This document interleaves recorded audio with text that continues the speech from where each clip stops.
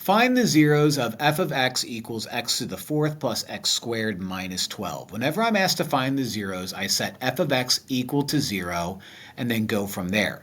Now, usually when you have a polynomial, you're going to have to solve by factoring, right? You might look at that and say, how am I going to factor that? Well, I'm going to say that that kind of looks like it's potentially a quadratic.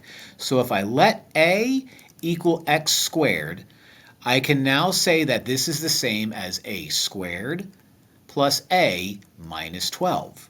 Then I look at this and say, I can factor that. Two numbers that add up to invisible 1 and multiply out to negative 12 are going to be negative 3 and positive 4, and you are absolutely correct.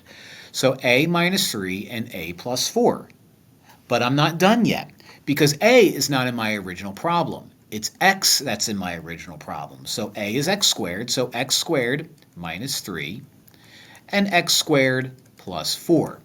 Now this requires the zero product property. The zero product property says if you multiply two or more objects and it's equal to 0, you set each part equal to 0 like so.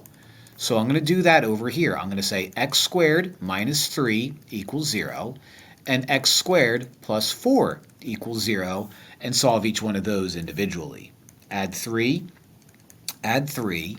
x squared equals 3.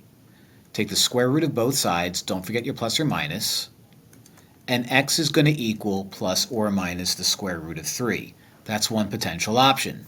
Over here is going to be a little bit grosser but nicer at the same exact time. You'll see what I mean. When I subtract 4, x squared is going to equal negative 4. Square root both sides, don't forget your plus or minus. The square root of a negative number is I, and the square root of 4 is 2, and so we get plus or minus 2i. So my four answers, yes, four answers, are going to be x equals positive root 3, negative root 3, and positive 2i, and negative 2i.